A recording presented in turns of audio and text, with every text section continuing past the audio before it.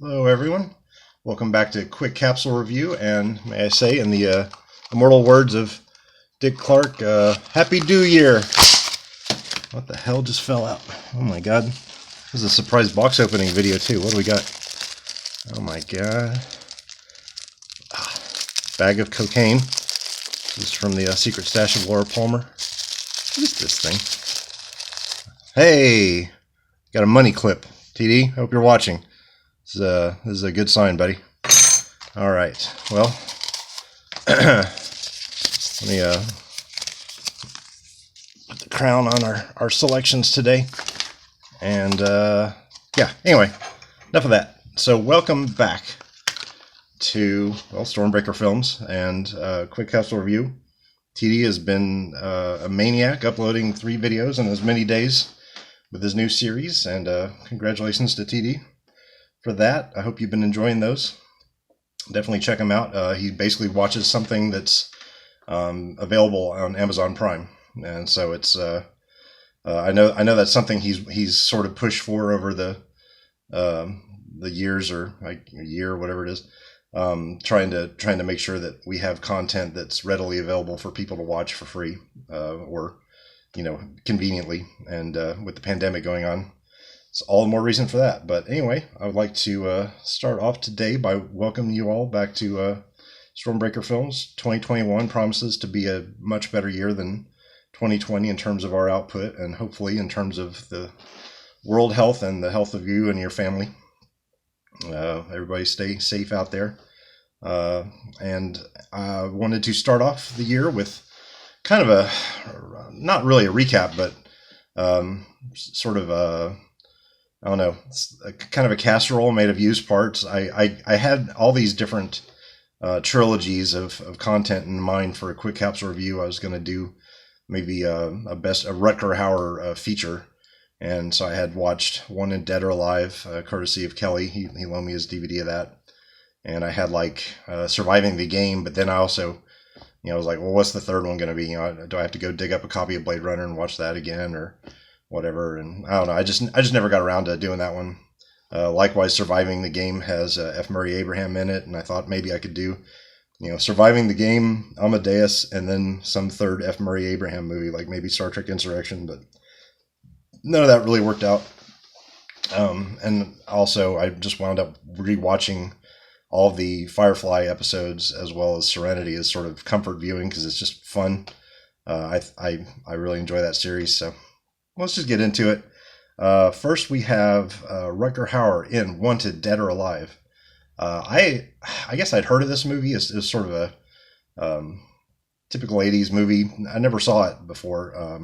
Like I said, Kelly loaned me his disc on that one, so thanks again, Kelly. It had it immediately kind of reminded me of other movies of the day. Like there was a common trope in the 80s where the main hero would like just stumble onto and foil a convenience store robbery, or like that happened in like Black Moon Rising. It even happened in the Cowboy Bebop movie of all things. But anyway, it's in a bunch of things.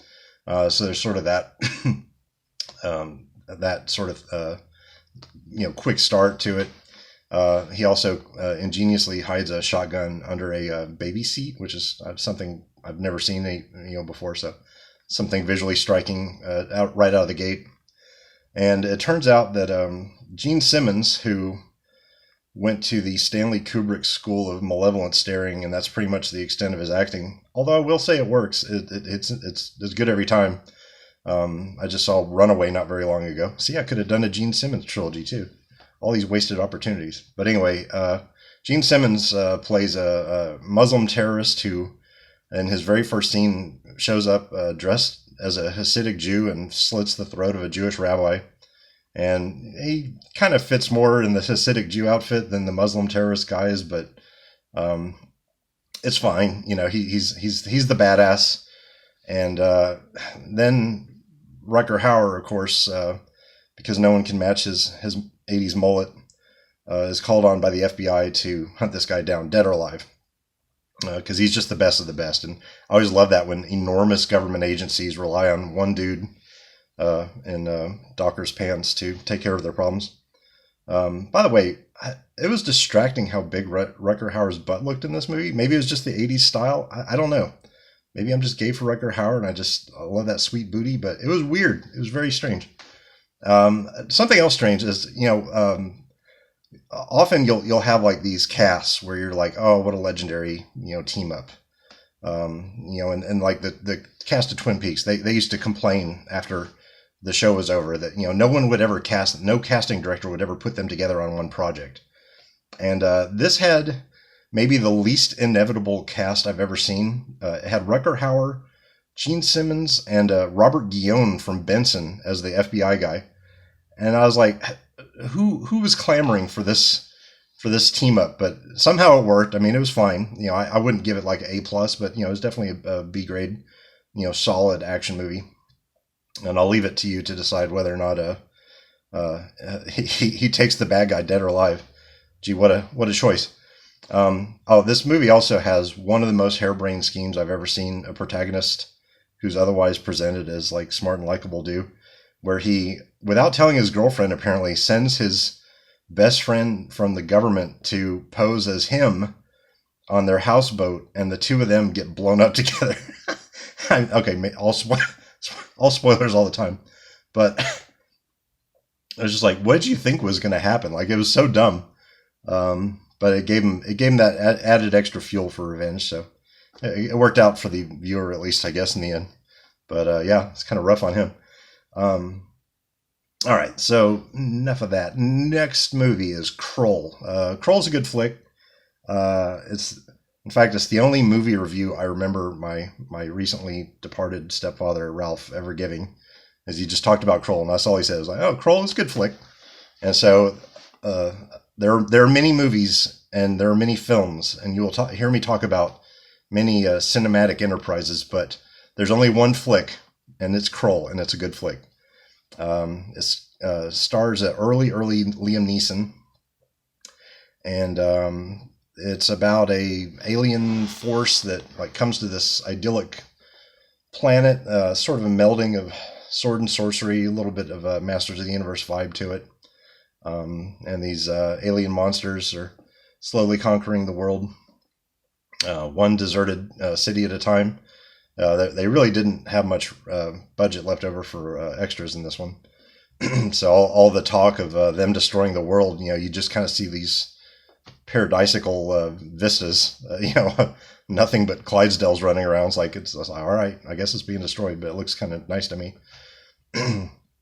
But this guy on his wedding day has his marriage interrupted by these attacking aliens, and it was a wedding of convenience, I guess. The two dynastic families trying to get together so that they can unite against this alien threat.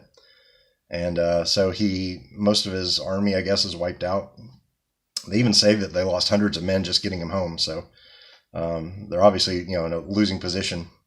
But they get back, and his father dies, her father dies. She's abducted, taken to Howl's Moving Castle. And basically at that point, he's just got to find this magical hubcap that's got a Freddy Krueger glove in it. And that's basically the plot. But I will go into that a little bit more. I want to pin that there with the glaive, and we'll come back to Krull in just a second. But finally, I wanted to go into Serenity. Like I said, I just watched Firefly all the way through. It holds up really well. Even the effects are fine, because they don't try to do goofy shit with the effects. Mostly it's just storytelling shots. Like, here's an Argus shuttle shooting off from the ship, and stuff like that.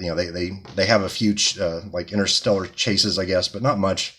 Most of the action's on the ground, and most of it's sort of folksy Western shootouts and stuff like that. So nothing too crazy. I think it's still probably the best sci-fi series. I have a friend who debates this point of fact. He says that it was like a mid-season replacement, so it doesn't even count. And I just told him, like, look, it has a longer running time in the 12 episodes they had than the entirety of Star Wars, the original trilogy. So if this isn't sci-fi, then neither is Star Wars. But Serenity, of course, was the sequel to the Firefly series, and it shouldn't have happened. It was actually probably the first like success story of digital media, I guess, because Firefly was screwed around on the show. If you look at the DVD list, it's really sad too, because every other one says not aired, and most of the episodes were aired out of order. So it really wasn't even given a chance. It was treated much worse than even Twin Peaks was with its Sunday night graveyard shift. But they managed to bust out some like 12 or so amazing episodes. It found an audience. This one, I guess, even more famously, Family Guy, which was actually canceled and then brought back based on the strength of secondary market sales or DVD sales. This one wasn't brought back as a show, but it did have this one last gasp, and it was perfectly done. Like as a movie, as a filmmaker, I have to give Joss Whedon a lot of. I did say Joss, by the way, not Josh. I'm not my mom. I have to give Joss Whedon a lot of credit. He's very quotable. And he knows his stuff. Like one of the things he talked about when he was putting together the characters in the cast is that he went by the Golden Girls model, where every single person has to have a particular function. And when he talks about when he's writing a screenplay, he says always write moments that people will love. Never write for things that people will like. Always try to shoot for moments that people will love, which are great quotes. And I think this was, I believe, after. Was this after he did the Avengers? Anyway, he went on to do the Avengers movie, and so he was beloved by Hollywood for quite a while. But this was sort of a pet project, and something that I guess had elements that they were going to explore in the later seasons of the show, but they just couldn't get to. They also, oh my god, they also managed to perfectly kill off the two people that were least likely to come back. One because of demographic reasons, mainly age, and one because he appeared to have a Hollywood career that was taking off. So they, even with the characters they killed, they seemed to be hedging their bets on whether they'd be able to come back and do another show. Of course, they never did. But in a way, that's good, because this was sort of the anti-Star Wars prequels. Not only do you have the main character Mal shooting an unarmed man 3 times in complete defiance to the Han, getting shot at by Greedo scene. You just have kind of a basically a feel-good situation where this little beloved show comes back, and the plot of it is fairly relevant now. It involves a global pandemic, which is made worse by sort of an authoritarian drive towards submission, and those that don't submit or don't obey the social distancing protocols become the Reavers, and they go out and murder and destroy. There's certainly parallels that could be drawn. Some critic was talking about how well Whedon writes Captain America. He's obviously a member of the leftist Hollywood elite, but somehow is able to write characters that are like very plain-spoken libertarians, and Mal's sort of a character like that. Joss Whedon in his personal views is certainly far less brown coat and much more alliance, but he does manage to write really approachable, believable, lovable characters, moments you love. He had a very limited budget. He was talking about, when they're filming this, they're like, well, you can point the camera down the shaft at the CGI stuff about 3 times, so just pace yourself. So he had very strict conditions under this movie, but he managed to do it extremely well. So yeah, I love Serenity. Still great. I love Joss Whedon's work. I think he's kind of a scumbag, but it is what it is. You have to learn to love the art and forgive the artist, because that goes both ways. That sword goes both ways. And if you have an artist who you personally really love, but they do horrible work, you can't really say you love them as an artist. Maybe you love them as a person. And speaking of loving people as people, Krull, that's a terrible segue. Krull made me laugh. So this year, meaning last year, 2020, boo. 2020 was a rough one for me. I lost my stepfather, like I said. He was my uh, co-owner of the condo I live in. I lost my mother several years ago, about 5 years ago, and he and I came here. So I was basically a caregiver for him. But he passed away. Luckily, it wasn't COVID, although there was a period of time when he was sort of trapped in a recovery facility, and we weren't able to see him. Had to visit him, like, wave at him through the window outside, and draconian shit like that. But luckily, he was able to pass away here at home in peace. And following that, I had another major change, which was I proposed to my long-term girlfriend, Bethany. And Krull, maybe because of these things, these themes of like losing your parents and, this marriage that's sort of, I guess, interrupted by just force majeure and unforeseen circumstances, I really started to watch the subtext. And I even thought for a second, I'm like, man, I could almost like do a little mini series just called Subtext, just where I talk about the subtext in movies, because sometimes the subtext is much more interesting than the text. And Krull is one of those situations for me. But TD just launched a new series. We've got plenty of series. We got a series for everything, so I'm not going to do that. But I do want to talk about the subtext of Krull a little bit. Krull is about embracing marriage and fighting against singledom, and that was just the theme I got. It was really strange, because there's a wedding ceremony, like I said, that's interrupted. Basically, I guess metaphorically, the characters get cold feet and they're not able to finish out what they started.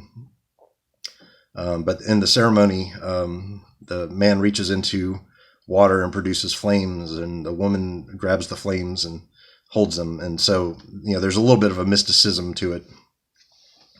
But then these aliens show up, which are, we'll just call them thoughts. So the evil thoughts show up, and thoughts, they have these amazing laser weapons, but they pretty much like shoot one load and then they're done. Like they go back to hand-to-hand combat. Like they're just, there's not much to them. They're pretty easily defeated, even though they're fearsome in nature. And these thoughts destroy this marriage and take the girl away. So it's about this guy who is sort of on his own, again, unexpectedly. He's got his doubts about his ability to overcome singledom, which is this giant, scary monster. And he finds a father figure who had doubts of his own, but he tells him about an old man that they can go to who's a blind visionary, and so he's going to be able to help them out. Meanwhile, he also has to get a weapon that would be suitable. And so, he's, I guess, in the essence of the story, he's sort of back on the dating horse. He goes and gets this thing called the glaive. The name of the movie Krull is about the planet. The planet is called Krull. The cool little weapon that looks like Freddy Krueger's gloves splayed out is the glaive. So he goes and finds the glaive, and when he gets the glaive, it's similar to the wedding ceremony, because he has to reach into lava that's not really hot. So, with the wedding ceremony, the fire is not really fire. In this one, the lava is not really lava, but, the glaive is all about his presentation. That's why I call it like spinning rims. It's not foppery and whim. I went into a strange place there. But the spinning rims, it's to impress. That's all it is. And not just to impress the thoughts, but to impress his boys. He needs his wingmen, and he finds them. He finds these guys who are in jail. They were imprisoned. All these single guys were in prison, one of which is Liam Neeson, who's the best looking one, which is why he dies later on, because he can't escape the thoughts. They're always after him. So he finds these guys, and the head guy who winds up being his best friend is manacled, and the guy's like, I can undo those manacles. I'm the king. And the guy's like, nah, that's okay. I'm good. He likes the imprisonment of singledom. He enjoys it, but he still agrees to help out his friend. And so they go to find this old guy who's blind, like I said. We're just going to call him the Coomer. So the Coomer lives up on this hill, and he's regarded as a super wise man. But he winds up betraying the hero as Coomers do. And so then he realizes, like, you know what, this father figure who I've been with, like he's the guy that can help me out. So they go on another fetch quest. There's more fetch quests than the fucking Last Jedi. That's pretty much the whole movie. But they go on another fetch quest. Meanwhile, one of the thoughts, appears as a shapeshifter in the form of the Coomer, and so he's killed. He's actually killed by one of his new allies. So that he's got the wingmen, who are the leader of whom is shackled, and then he's got this other guy who they find hiding, who's this giant one-eyed cyclops. We'll call him Masturbation. Masturbation helps out, and he helps out. He kills the Coomer, which is appropriate, I guess. He defeats the Coomer, which Coomer never should have seen that coming. And then he helps protect the single guys. Like, he helps them out. And much like the Thoughts, he has a spear, and he's good for one toss, and then he's done, and that's about it. But they have to find Howl's Moving Castle, and so the old guy, the father figure, he goes and talks to this spider lady who has this web, and he's constantly afraid of getting ensnared in her web. And you find out that they were actually romantically involved once upon a time, and he always regretted leaving her. And she tries to turn back the sands of time to enable him to escape. It's all very allegorical. He escapes. This giant spider who he's been fearing the whole time never does shit. The web was an illusion, and he should have known that. But he missed his chance at happiness with her, and I think in the end she winds up, giving up all of her time to him, and he gives up all his time, and he heaps his regrets into a pile and just sort of says, "Fuck it, I'm going to help this other guy, this younger guy, find happiness and achieve what he wants."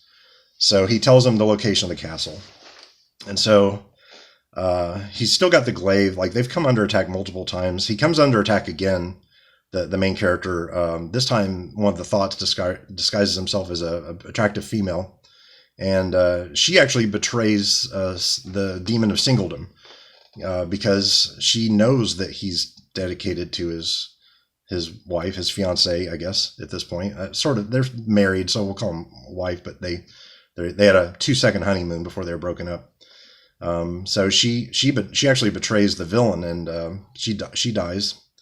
And so this guy is sort of like getting respect from all quarters because he's steadfast in his desire to complete this quest. And they go and find these Clydesdales that have the ability to fly.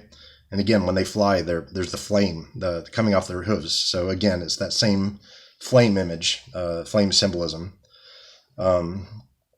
And so he finally gets to the castle, which it's difficult to find because it moves every day, and they were able to discover the location, but they had to cross like all these leagues to get there. And they're immediately surrounded by Thoughts. Like they cannot get in. Liam Neeson dies inside the castle, but anyway, obviously a lot of the main characters die there. Although there's a young kid who survives till the end. He's able to overcome Thoughts, maybe because he's just not attracted to him. There's also a very braggadocious guy who he's constantly being saved by Masturbation, as you do. And the one-eyed Cyclops, in this world, the Cyclopses, they sacrificed an eye to see the future, but they were robbed because the only future they see is their own demise. And so he this whole life he's known he's going to die this little death that's going to be insignificant, but he's able to open the doors to the moving castle. So he's able to help the guys that far, but he can't go in. He can't go into actual matrimony. He can't go into the actual commitment. Like his usefulness is up to that point, and then he's just crushed. So once they're inside, you kind of see what everybody's really made of. The guy who's a braggart, who's kind of a coward, but not really, because he's saved others before.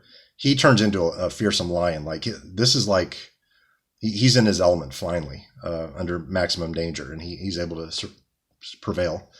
Meanwhile, the main character gets out his glaive finally, He's had it the whole fucking movie. He's never once used it. He gets it, and he uses it to kill a couple of thoughts, but then he's like trying to cut through this door to get to his beloved. And so it's just a spinning buzzsaw. It gets him through the barrier, which, by the way, her journey is interesting as well, because she's been stuck in this castle the whole time, and Singledom is trying to seduce her too. He's like, why don't you be my bride? And even though, from the hero's perspective, his bride is like disappearing from castle to castle, from her perspective, she never moves. She's always just there waiting for him. And so the fact that she was going from place to place outside of his grasp was ultimately another illusion. And so once they're together, he uses the glaive to attack this monster, and it deals a damaging blow, but ultimately it gets stuck and it becomes useless. And so what they have to do is they have to recreate the ceremony of the castle where they hold each other's hands and they're able to produce fire. And he's able to project this fire at the monster and destroy it. So that fire of love, that fire of commitment and passion, not only destroys the monster, but it blows a hole through the entire castle and they're able to escape. And then at the end, you have the main wingman who, the hero tells him, like, look, I'm just going to give you the keys. He's like, well, no, only the master at arms or the king can have the keys. He goes, yeah, I know. He tells the guy, like, look, you're the master at arms now. You have the keys. And the guy still doesn't unlock his locks. He's still happy being single. But the hero and his bride, they live happily ever after, one hopes. Anyway, that was the subtext I got from it. If you guys have any thoughts, comments on any of these, just let us know. And hopefully we will see you a lot more coming up in 2021. See y'all later. Bye.